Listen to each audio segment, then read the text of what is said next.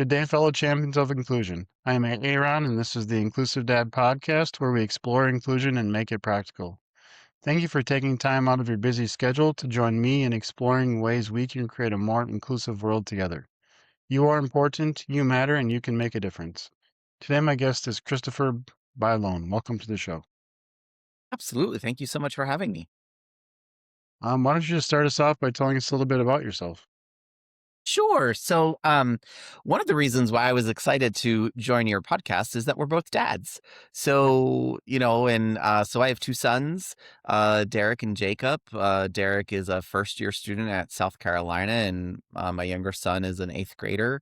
I born and raised in New Jersey on a farm. Went to Rutgers for my undergrad degree in agriculture science. Don't do that now. But spent some time in higher education and then a lot of time in corporate America. I had different stints as a chief diversity officer for two different global organizations. Now I am on my own path, having my own consulting company, Innovation Unbiased. I host my own podcast called I Know I Belong When.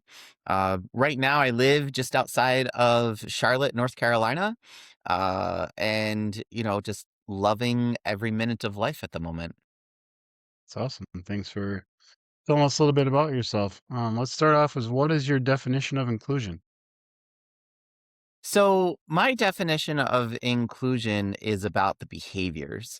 In how do we practice inclusive leadership? What are we doing on a daily basis?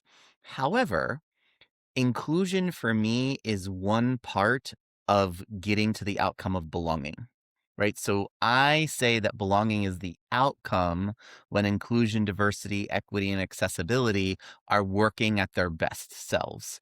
And so for me, inclusion is just one component of creating a culture where everybody knows that they belong. Yeah, that's great.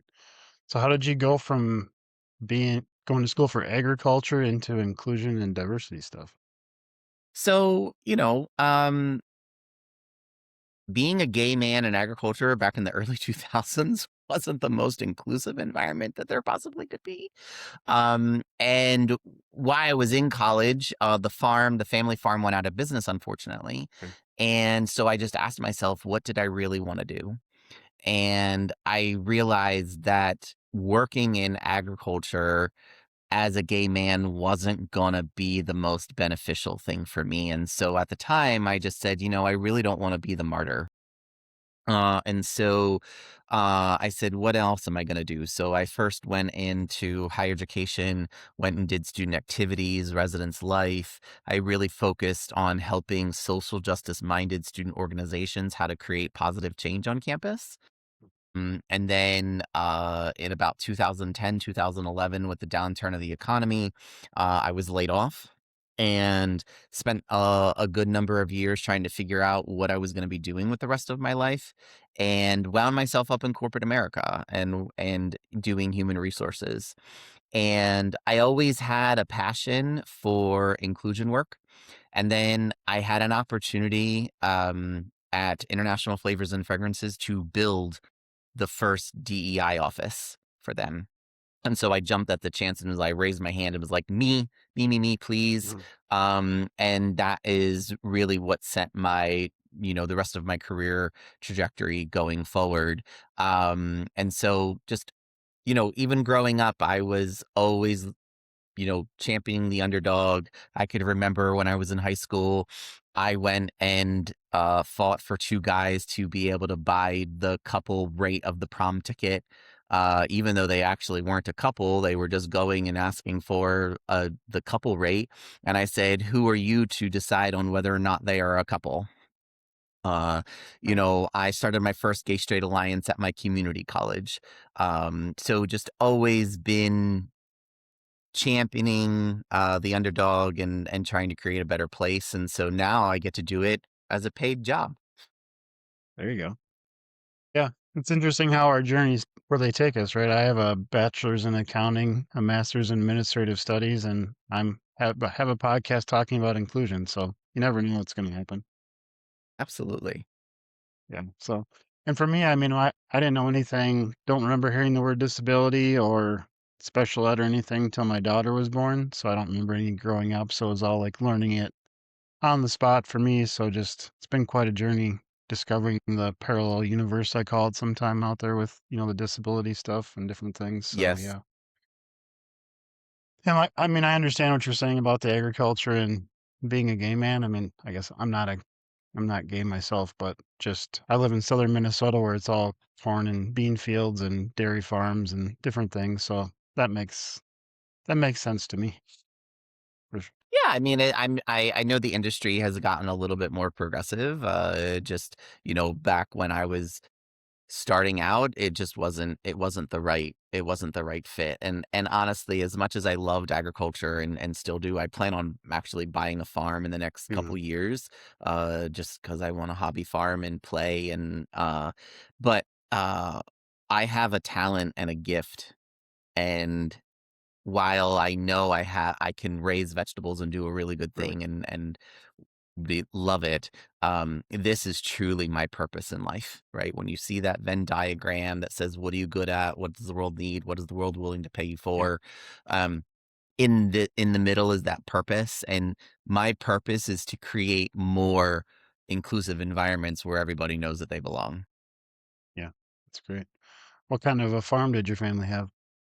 A vegetable truck farm. We had about 300 acres. All the vegetables were picked by hand. Uh, we would have labor force come up either from Mexico or Puerto Mhm, Rico when I was younger. Worked alongside them. My grandparents were out in the field until the time that the farm went away. So, I can remember being in the packing house and when I was a kid, grabbing the fresh pepper or the fresh cucumber right off the packing belt, and they would always get mad at me because I would pick the best one to eat. Uh, so yeah. it's interesting.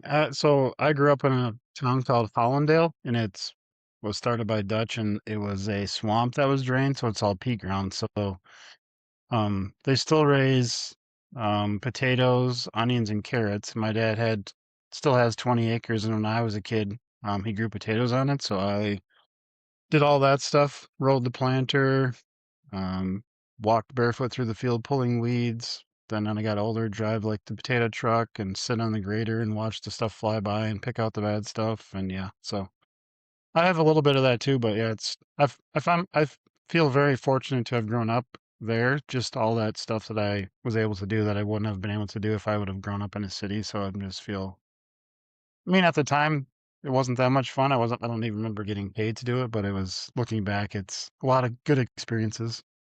Yeah. Yeah, yeah, I loved growing up on a farm. It it just it's who I am. It's what I wanna go back to. As much as I enjoy visiting a city, I have no interest living in one.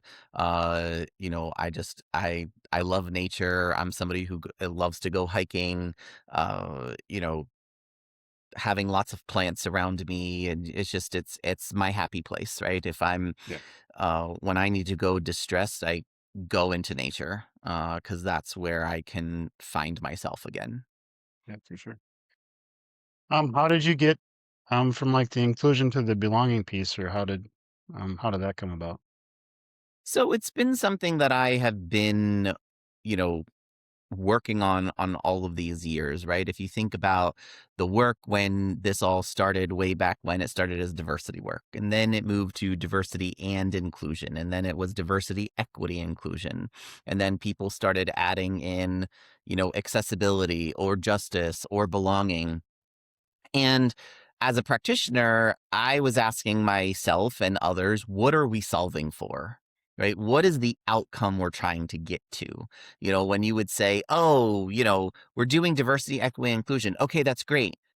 What is that leading us to? What is the end result we want to get to? And what I have come to surmise is that we are actually trying to create a place where people know that they belong. So if belonging is what we're solving for, then we have to understand what the inputs are. And so for me, that's why I've come up with what is called the belonging formula, that I say that it's equity plus diversity times inclusion to the power of accessibility. And then I also take it a step further and then say it's divided by justice, right? And so inclusion really is just that one component, really talking about the behaviors in which we espouse. Diversity is really about understanding the people who are in your organization. Um, Equity is about the policies and the practices that you're having in your organization. Accessibility is about how are you making the organization open to all people. And justice is really about that accountability piece, right? How are you holding people accountable to what they do or not do? And so it was, for me, it was really something about how do we get people to understand what is the work that we're trying to do? Interestingly enough, when you look at, especially, I'm a global practitioner, right? So I'm not just doing this work in the United States. And so when you look around the globe and you start talking about this work in different languages, um, the word diversity, depending on the language you are in, may have multiple translations because of the context in which you're talking about. You know, it might be biodiversity, it might be diversity of thought, or diversity of plants, or diversity of people, right? And so it will have a different word in that other language. It's not the same. Inclusion is the same way.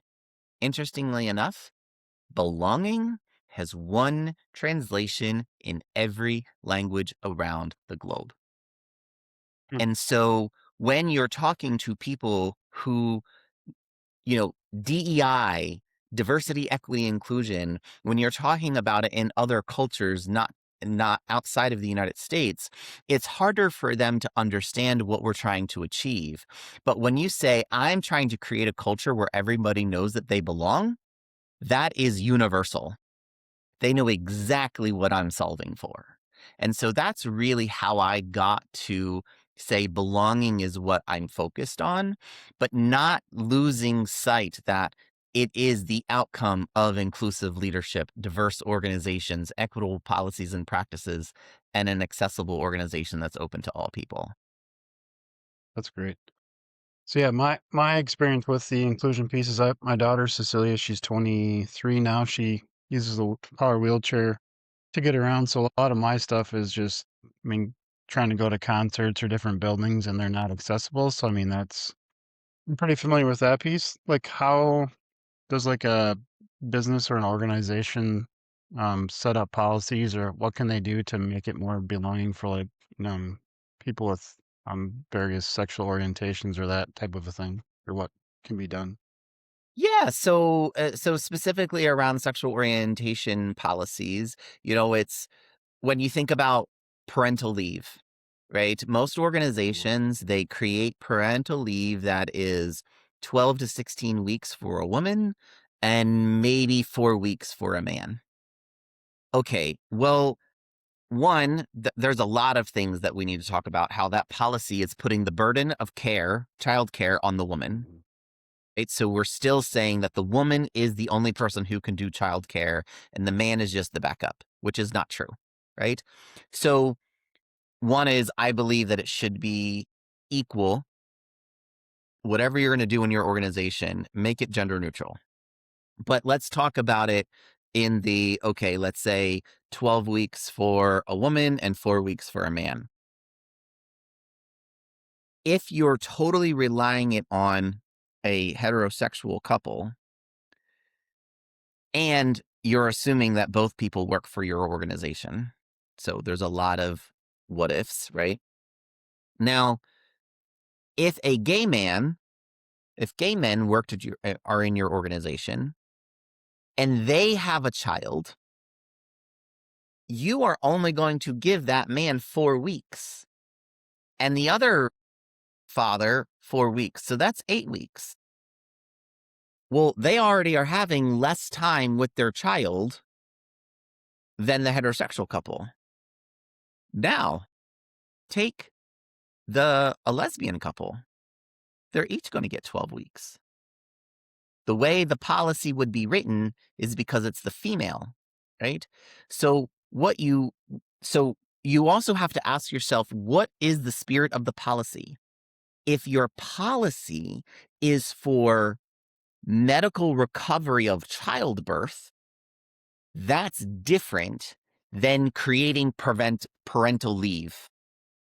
If your spirit of the policy is to design a policy that is to set this new child up for success, then the center of the policy is the child, not the parent.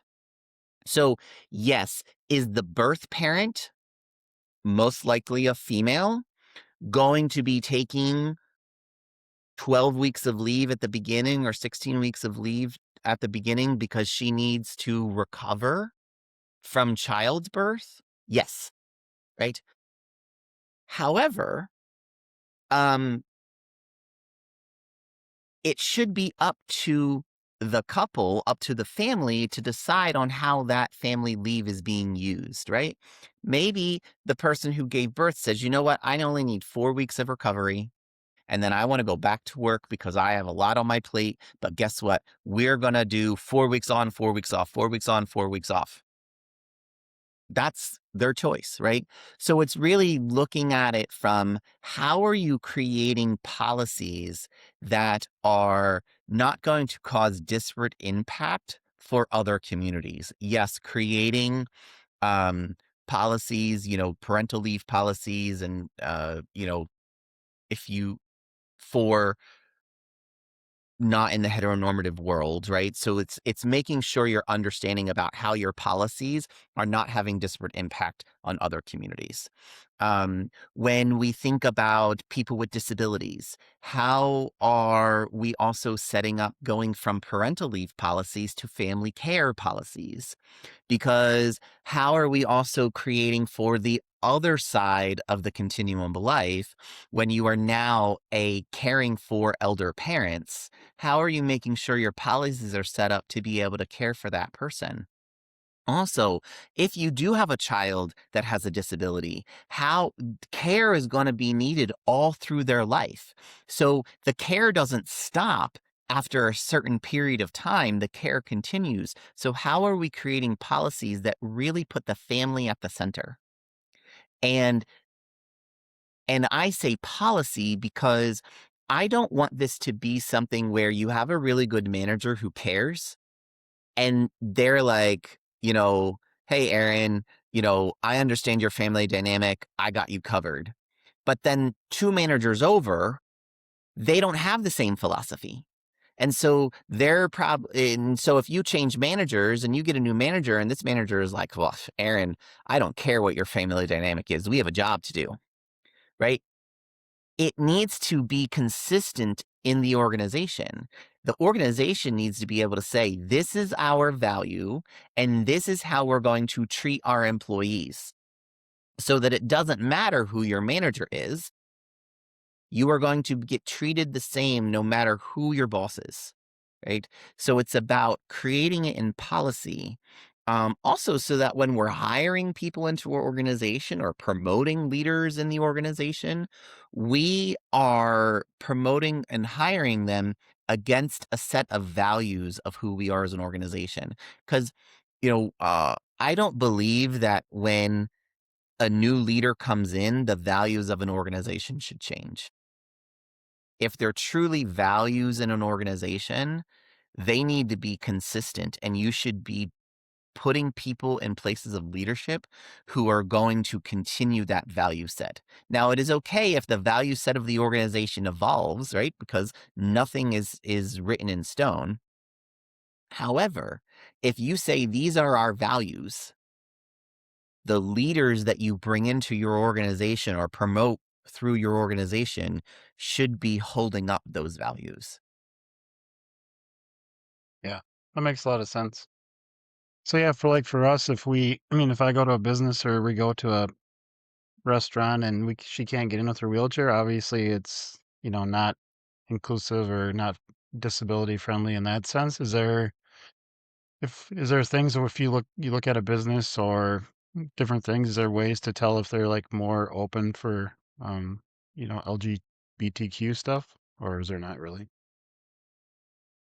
I mean, one, it's if I'm specifically focusing on LGBTQ stuff, I would say that it's, what are do they have a, you know do they have a pride flag in their window? Do they say this is an open, inclusive organization? So those are probably the signs that I look for. Do their employees get to wear pins that say, I'm an ally or those type of things? But my work is bigger than Yeah. LGBT, right? So, specifically, talking about people with disabilities, one of the things is if there isn't a ramp into somebody's business, they're not ADA compliant. Like that is bare bones. If you cannot get a wheelchair into your establishment, you are not ADA compliant. So, hey, businesses out there, that's the floor, right? And so you need to make sure that you at least are that. But when I'm thinking about accessibility, I'm going beyond the bare minimum because I believe that the American Disabilities with Act is the floor. And really in 2026, it's the basement, right? That legislation has to be updated, right? We got a lot of issues that we got to work through. But at least if you're if how are so I talk to organizations about how do they move beyond ADA compliance? Because if you're just compliant, you're not inclusive. Yeah. Yeah, it's great. It is like it seems that simple, but there's still businesses that aren't. And my partner, I've been with her for, let's see, 4 years now, and she was not around anybody in a wheelchair to the extent she is now prior to us being together. And she's like, yeah, I knew the ADA was there, so I figured everything was accessible. And since I've been with you and been around your daughter, I mean, she sees the places like that aren't, and she just, I think a lot of it is just like the awareness. Because I mean, I have multiple stories, recent stories of where we go someplace and it's not accessible, or I mean, the aisles aren't wide enough for her chair to go through, or having to move things, or I mean, just saying that it is there. It's just still not everything's up to it, or curb cuts that Well, aren't. and you would be Yeah, surprised of what is considered to be ADA compliant, that's also true. That's also true. right? I mean, you may go, oh, that's not ADA compliant, but if you actually look at it, it is. So let me give you a story. Sure. So at a past organization that I worked at in New York City, um, our office building sat in two different buildings, and if you know uptown New York, it's a hill. And so the building sat on two different foundations, and they were about a half a floor difference, right? So on the inside of the building, it was just one big open building, right? You wouldn't really know that you were in two different buildings unless you were traversing. So going from 521 to 533, there was a set of 4 steps that you would need to traverse, right? Now, by each, you know, half steps, there was also a service elevator that catering and maintenance would use to for their equipment and carts and stuff. Now, that elevator needed to be operated from the outside. So you would push your cart in, you would close a door, you would lock it, and you would operate it from the outside. And then you would go around, you would get the cart and pull it out. Would you like to know that was technically ADA compliant? So for you, if you were somebody in a wheelchair and you came to our office because our reception area was at 521, but if you needed to come to HR as say you are somebody who's applying for a job, we would tell you to come to 521, check in with the reception. And then if we realize you're in a wheelchair, we have 2 options. Put you in the service elevator that's dark, has no light, has to be operated from the outside, or we have to say, hey, guess what? We have to take the elevator in 521, go all the way down to the street, go out of the building, come down to the entrance for 533, and come into this secondary entrance, right? That you can't get into unless you have an employee badge, right? And come up Mhm. that elevator. So um, that is technically ADA compliant because we had a way for you to get to the other parts of the building. That's not inclusive. Right. That's not Yeah. really welcoming to anybody, right? So when we think about what is ADA compliant, it doesn't meet the threshold of inclusion. Yeah. Well, thanks for that story because that is a great point. Because this weekend I took my daughter to like a bar to listen to music and have eat food and she had to use the restroom. So we went in the bathroom and used the accessible stall, which I'm sure, well, I didn't measure it, but it probably is ADA compliant. But with a power wheelchair, I mean, those numbers they used to make those are from like, I think like the 1950s or something. They're not built for a power wheelchair from 2026. So yeah, that's true. Yeah, no, I mean the ADA was written in the 90s, Yeah. right? So wheelchairs have advanced since then. Right. And so when somebody's building, they look at the ADA code and go, well, this is what we have to do. And that's what they do. It is Yeah. not anywhere near what has the advancements that we have made in how somebody can get around. Right. And so, yeah, definitely not built for the wheelchairs of 2026. Do you want to talk a little bit about your podcast or what it's about or what? Yeah, absolutely. I would love to. So on the podcast, so it's called I Know I Belong When. And it's actually a phrase. It's an unfinished sentence. And I ask every guest to end the episode by finishing the phrase, I know I belong when. And but leading into that, we talk about people's names because I'm a stickler about names. I am Christopher, never Chris. If you call me Chris, I think you're not talking to me. So always Christopher, never Chris. So I really focus on what is somebody's name and what do they want to be called by? And what's the history behind your name? What's the meaning behind it? Because there's power in people's names, and for me, that is the first stage of belonging. Right? If I get your name right, you know that you belong with me. Hmm. Then we talk about your moment of belonging. When did you know that you belonged? When did you know you didn't belong somewhere and what did you do about it? Did you try to change the culture or did you just say, you know what, peace out? I'm going to go find somebody someplace else that I know that I belong. And then how do we sustain belonging in an organization, in your community, in your school, in your home? And you'll probably have noticed that there's a particular word that I'm using when I talk about belonging, and it's the word no. KNOW.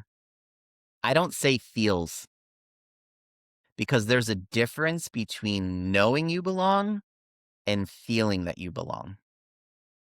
If you were to come to me and say, Christopher, I don't feel that I belong here, especially in a corporate organization, I could come to you with a laundry list of talking points about why we have a culture that you belong. But if you were to come to me and say, Christopher, I just don't know that I belong here. I'm gonna go, "What's up? What's happening? What did somebody say? What did somebody do?" Because you're making a statement of fact. Knowing and feeling are different. Knowing is a fact, feeling is subjective, right? So how are we talking about this in a very objective way? That's also why I come up with the belonging formula because I want to have inputs and be able to measure and quantify this fuzzy feely kumbaya thing that's happening. Um, and so for me, that's really what it's about. It's about knowing that we belong. And how do people know that? So that's the whole idea behind the podcast. I am hoping that there are people from all walks of life that are joining as guests. It is not just chief people officers and chief diversity officers. I want people who are community activists and educators and politicians and community leaders and individual contributors, somebody just kind of coming off the side of the street and saying, hey, I have a story of belonging. Let me share it. So if those of you who are listening to this podcast and you're like, hey, I have a story about when I knew I belonged or when I knew I didn't belong somewhere, I want to hear from you. I would love to have you on the show. It's awesome. Thank you so much. You're very So, welcome. yeah, I like how you have it laid out. That's interesting. It's a great. well thought out concept of it. I like it. How, I mean, Yeah, I'm a structured person, okay, right? I like structure. It's just my personality that I have, and so yeah, yeah. that's awesome. What is one tip you can share to help the listeners be more inclusive today? So just something anybody can start doing today to be more inclusive. Challenge your bias, right? Understand what biases you have and how do they manifest themselves. That's what I would say because I believe so. I don't believe in doing unconscious bias training. That is so the 2000s. um, what I believe is that people need to be purposely. So, because if you think about what is unconscious bias, the the inverse of that is being conscious about the biases you have. Right? Okay, step one, right? That doesn't go far enough. I want you to be a purposely unbiased individual.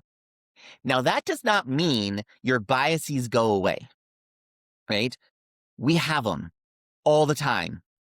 Uh but I want you to be purposeful in making sure that your biases do not have an adverse impact on other people around you. So examine your bias and understand how to make sure that it does not have adverse impact on other people around you.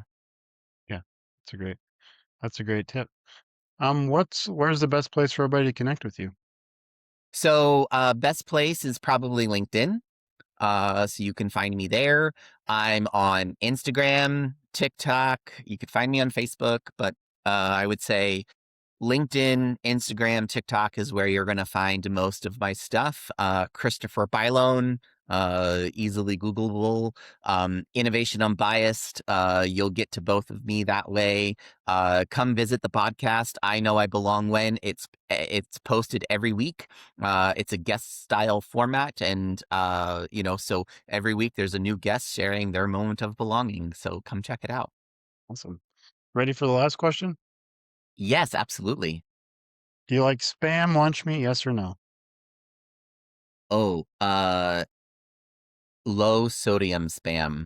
Low sodium spam? Yeah. Gotta watch how much sodium I get at 45 years old and cancer survivor. Yeah, Um, I'm good with spam in the morning. Spam and eggs, there you definitely. go. I'm totally good with that. Yeah. But where I come from, it's pork roll, Pork roll. Okay. not spam. But Jersey, What's pork roll? it's a Similar? it's a version of spam. But it's more cylindrical, and so yeah. It's Yeah, so I, but I live near Austin, Minnesota, where Hormel's located, where they make spam and where the Spam Museum is. So if you ever want to visit the Spam Museum, you got to come to Southern Minnesota. So that sounds like a plan. it's been fun just like asking that just to see the reactions. Usually it's pretty fast yes or a pretty fast no, so it's fun to see. That's Hey, awesome. absolutely. Thank you so Yeah, much for that's a being on the great show way. today. Absolutely. Thank you so much for having me. And Aaron, thank you for the work that you're doing. We need more inclusive dads like you and me. So dads who are out there, this is your challenge, how to be more inclusive. Thank you. For those listening, thank you for allowing me to be part of your journey. It is truly an honor. Please join the podcast newsletter by clicking on the link in the episode description to keep up with the latest episodes. Together, we can make the world more inclusive. Until next time, stay empowered and be a champion for inclusion.